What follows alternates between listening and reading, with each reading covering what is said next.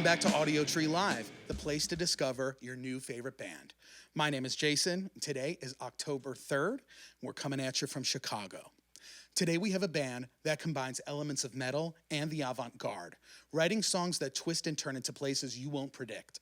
Coined as deep-fried southern metal, all the way from Orlando, Florida, Flagman. Take it away, guys.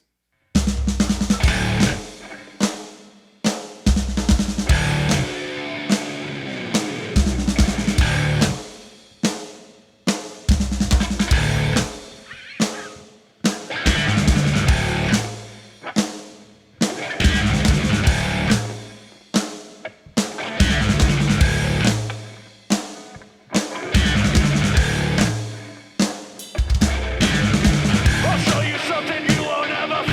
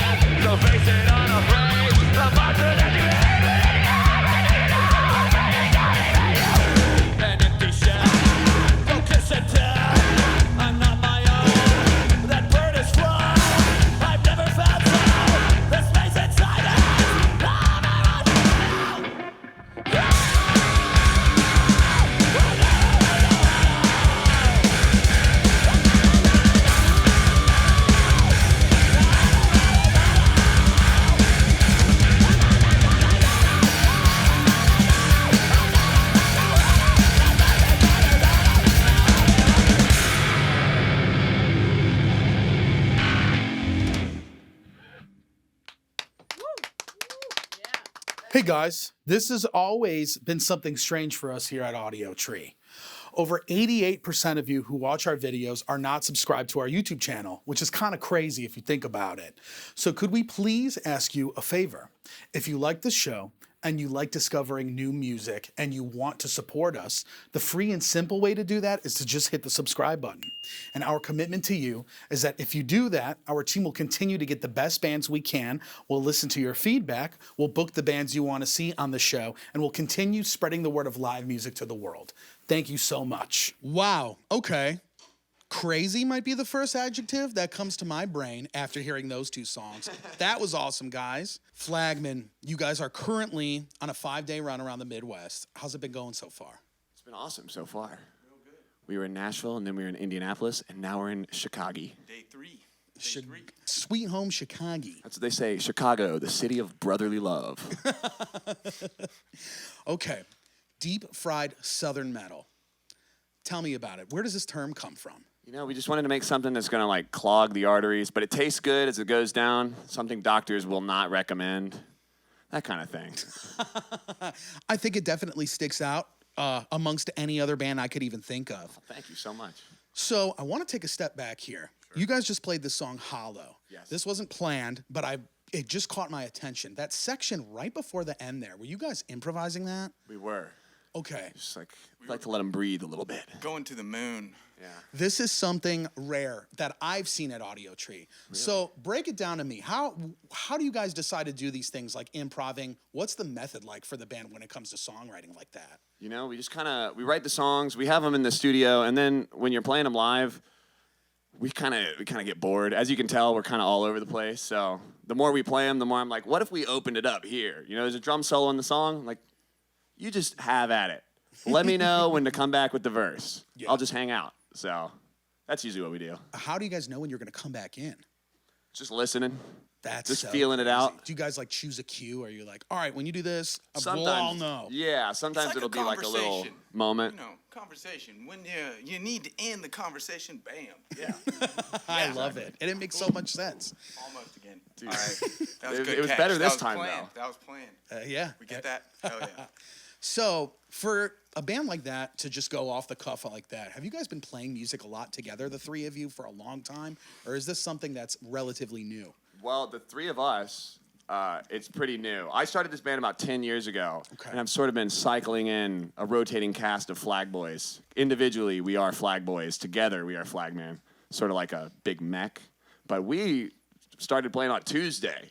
I've known this guy for a little bit. Yeah. But, yeah, we got in the rehearsal room and started on Tuesday. So it's only a few days old. We met 3 days ago. Yeah, I just met both of these guys. That's crazy. How did that come together? Just mutual friends, kind of putting our, spreading the web out. Well, our bands toured together a couple of years ago. I played in a band called Clout Chaser, and we played together about a year ago in April in Florida, and that's how I've known Sam. Yeah. And then I needed a shredder, and I said, Cam, I need you. Do it. I'll do it. Are you guys all from Florida, or are you guys kind of all dispersed? We're all dispersed. Yeah. He's a North Carolina man. You're a Seattle man. I'm now a Seattle man as well. I moved to Seattle in March. Okay. Yeah. What was tell me about that. Why did you decide to go from there? We had to crawl out of the swamps. Yeah. It's like you went from one side of the country to the polar opposite. Yeah. And the next time we move, I told my wife we're going to go Seattle to San Diego to Portland, Maine, so we can just have completed the crisscross. Yeah. Sounds good. I love that. I like corners. Coming up with the idea of Flagman or the band Flagman. Yeah. Tell me what the name means. We were just talking about this the other day. So when I started it was probably like a year and a half that we went drummerless and band nameless. So the guitar player, Cody, and I at the time, we were sending just ideas back and forth. I saw one of those signs, Flagman ahead. Sent a picture. It's like, what if that's the band name, bro? And he said, wait a second. What if just Flagman? And the rest is history. Beautiful. I notice there's a little tagline on your guys' Instagram. Thank you for choosing Flagman. Yes. We love a little tagline. It was listen to Flagman, Flag Boys for life for a long time. Switched it up. Thank you for choosing Flagman. Big fan. I like it. Thank you guys for choosing Flagman. Can we hear a couple other songs? Absolutely.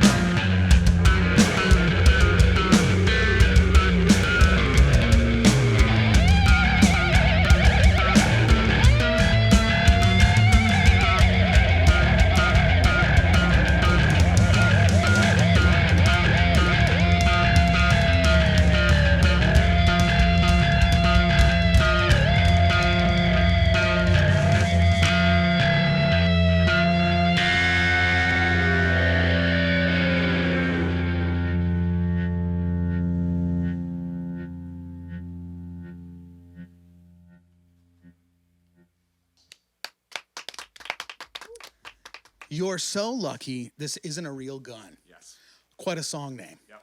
It's A like little if bit of a mouthful. pop punk went like evil. You know what I'm saying? Yeah, they were trying to occupy that evil pop punk space. Yeah, is that actually true? Was that the intention behind that title? No, that was something I said to a friend. I was giving him finger guns, and I said, "You're so lucky. This is not a real gun right now." He is. You would have been blasting him, so that's pretty crazy. What inspired this song? That's a good question. Evil pop punk inspired this song. Pop punk's fault. Makes a lot of sense. You guys are pretty. I think it's safe to say at this point in the session, you guys are in a pretty unique lane as far as your music goes. Sure. When I'm listening to Flagman, I get elements of Primus, elements of Mr. Bungle, elements of King Crimson. Yes. I'm seeing it all kind of here. Yes. Was this the intention with what Definitely. you wanted to do? I started this band like right out of high school as an excuse to make other guys play Primus covers with me. It's just like, hey man, Really? we're starting a band. Not actually, but sort of, but kind of. It wasn't not the intention. But yeah, those are like some of my favorite bands ever. System of a Down, kind of all that shit. I definitely see it shining through here. So was that the intention right off the bat? You knew you wanted to do something a little on the wacky side? Yeah, I think so. It took us a long time to get there. We were kind of a terrible local band for a long time. And now we're a moderately okay national band. Love it. We love Growth. that. So being from Orlando, what has the scene been like for Flagman? Do you guys stick out a lot there? Definitely. Okay. Yeah, when we first started, it was a lot of pop punk, a lot of evil pop punk. We were the band that everybody would play, when we played, they would all go get cigarettes, right? Mm-hmm. And then there's some math rock down there. There's a lot of hardcore now, a lot of death metal, of course, Florida death metal. It's pretty varied. We've always kind of been the weirdo that doesn't fit anywhere, but at the same time, you get thrown onto all kinds of stuff. We played ska festivals, they'll kind of put you wherever. That is kind of a cool position to be in when you're able to kind of attach yourself to multiple different types of shows as opposed to maybe something somebody would assume you guys would be on. Yeah, I mean, definitely. I do know a couple bands that I think I could expect seeing you guys with. I could see you guys playing like a noise rock show or something like that. Definitely up that alley. But I feel like you guys have this bigger metal element than a lot of those other bands that we were listing off right there. Was that also intentional with Flagman to try and have a little more of some heavier elements? Definitely over time. We started out a little funkier, kind of like Chili Peppers-esque. And then as we grew a little bit older, a little bit wiser, we said, let's get some chugs in these songs. What inspired that? Was it just an idea or? It was just, again, we're kind of quick to get bored. So, and then also it sounds sweet when you have a whammy bar going, whoa, that kind of thing. It sure does sound sweet. Yeah, man. Do you guys think the locale where you're from has any influence on these songs that you're putting together, whether it's lyrically or musically? Definitely. Yeah. I mean, we called ourselves like swamp metal, swamp alt metal for a little bit there. Yeah, I think the swampiness, the murkiness, It's swampy. kind of sounds like some sort of creature crawling on its belly. Yeah, I hear it. I hear it, and it feels humid. Yeah, it is. It's very sticky.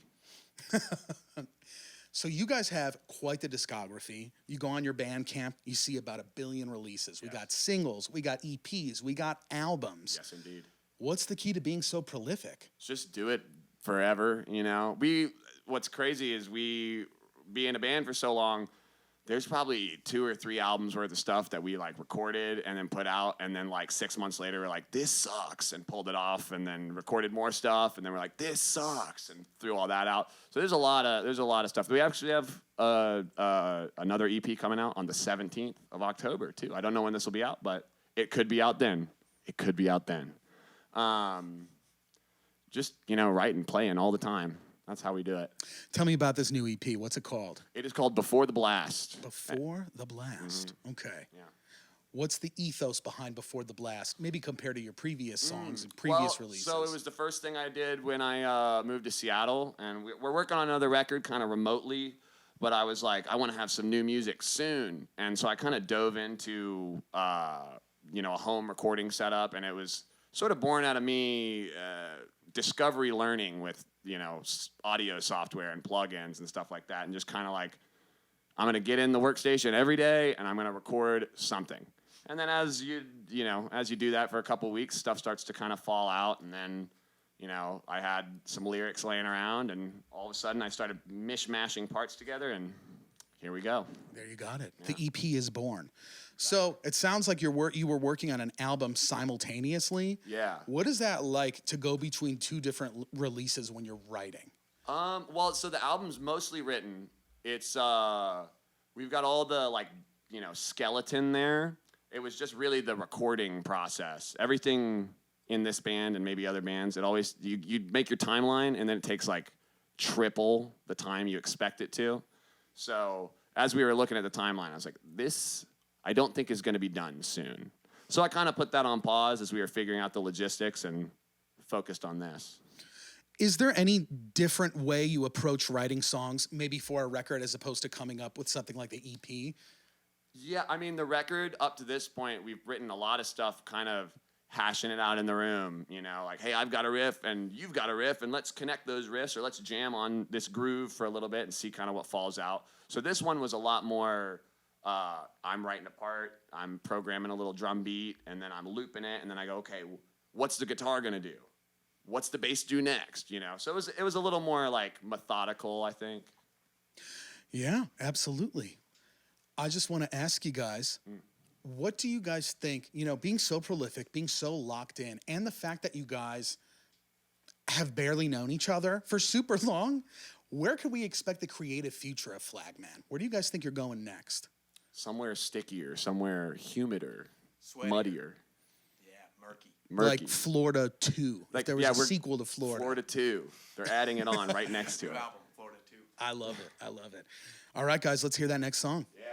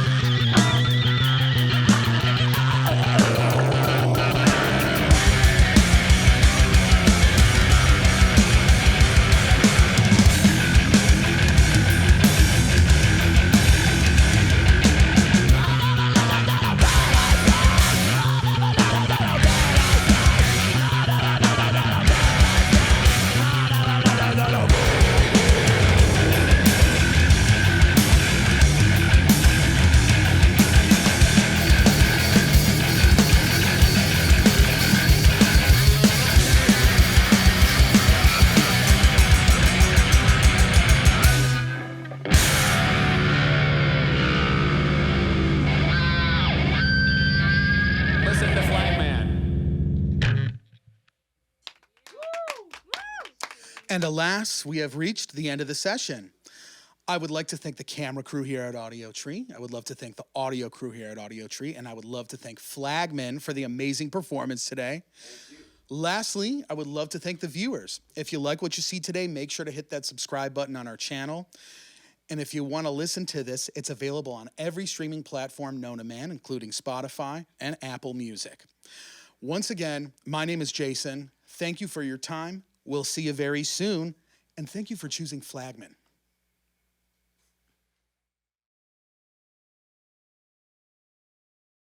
All right, so you guys want to do it for real now?